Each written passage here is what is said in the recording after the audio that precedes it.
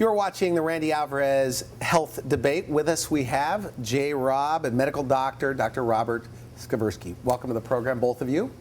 Glad to be here. Now, I think it's very important to note at the top of this show, this is not for television, it's purely a web health debate.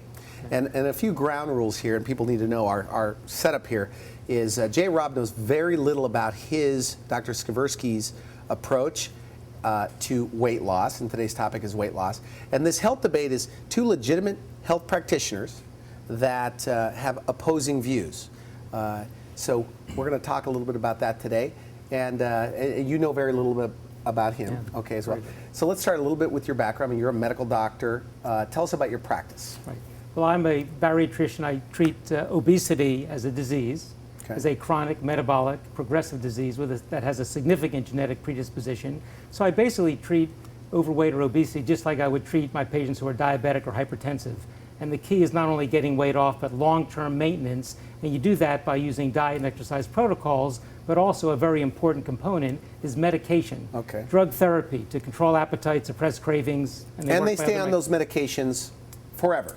Like treating any other chronic disease, the key is to maintain your weight loss by maintaining low dose of medication in addition to the other important diet and exercise protocols. Okay, now you're a well-established guy. I've seen your before and afters. I mean, you have a lot of people that have lost over 100 pounds, 85 pounds, 37 pounds is what your Orange County weight loss patients get. Is that correct? Well, average weight loss is about 35 to 37 pounds, but some people may only need to lose 20 pounds, and for them it's as important as 50 pounds is for somebody else. But everybody has to qualify for the program either by body mass index or based on their body fat percentage. And very few medical doctors agree with you on your approach to weight loss. Is that correct? Is that fair to say? That's correct. But they disagree mainly because they are not aware of the program. All right.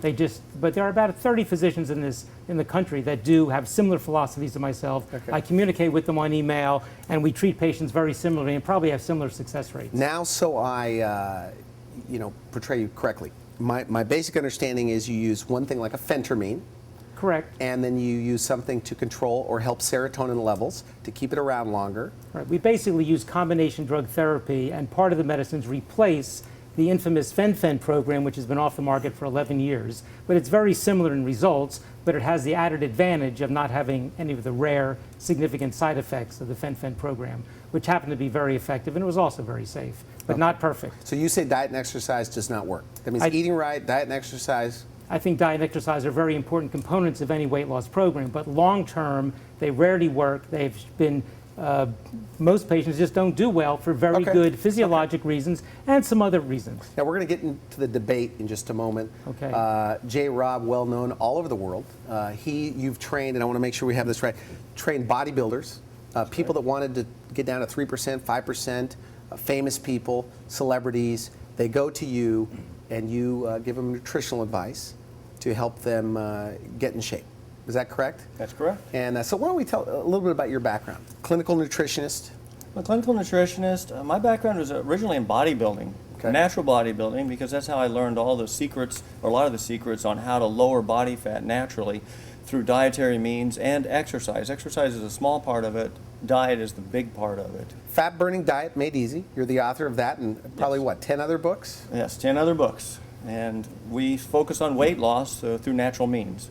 Okay. Now, and you've also had people that have lost a lot of weight over the years. Oh, 100, 150 pounds plus, yes. I mean, 100 people, 1,000 people. I mean, you've helped thousands at this thousands point. of people. We've been doing this almost 3 decades. So. All right, and you also are about to have your own show, the Robb Show. Is that right? That's correct. Yeah. And you have a newsletter that goes nationwide.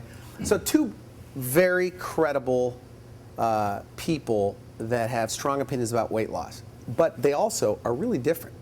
Okay, let's start with you, Jay, and then and you can talk freely here. But how do you see yourself different than him, and what don't you like about treating it with medication?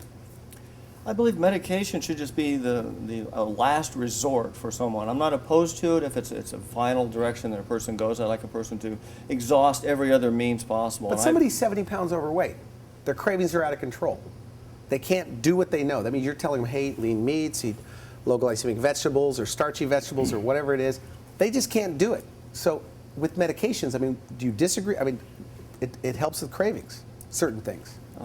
There may be some people who don't aren't able to apply the basic principles of diet and nutrition to this happen. But if I put them on a natural program that manipulates the serotonin levels of the brain. So you could do it naturally. What he's doing, you say you could do naturally, because Yes. we've talked on the phone. And I would always suggest that absolutely first, because natural is the only way I generally direct people. Okay. Most patients that we see have been through numerous programs and have failed.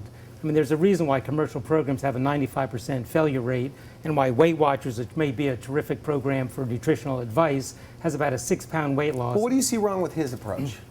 Oh, I think his approach sounds rational. I just am unaware, since I haven't met him before, I'm just not aware of more specifically exactly what he's doing. Definitely, if it's low carb and He's it's saying high you could protein. take your same 75-pound person, and I'll speak for you in a second, and with the right nutrition, and with the right exercise regimen, which is not exercising too much, he can lower stress hormones, elevate serotonin levels with cycling carbohydrates, and that programs like yours are absolutely not necessary. Well, I obviously disagree. Do you agree with that? Yes, I believe that's absolute fact, because you can take food and introduce it into the body and learn that you're addicted to some foods and not to other foods. And when you find out what your addictions are, which I'm an ex-carbohydrate addict, that was my big thing. And I was out of control. I know exactly what that's like. I was in a pre-diabetic condition in the 70s. It was horrible. I know what it's like to be a slave to food, a slave to alcohol, a slave to whatever it is. So you met people that stopped, that their cravings went away, and they kept it off?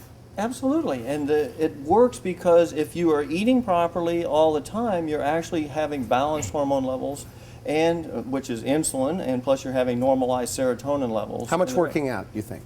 Exercise is only a very small part of it. I've owned 2 fitness clubs, so I know the value of fitness, but I don't say, hey, if you want to burn fat or lose weight, go to the gym. I say get fit at the gym, eat to burn fat. I agree that exercise, even in our program, is as important as it is for weight loss. It's highly overrated.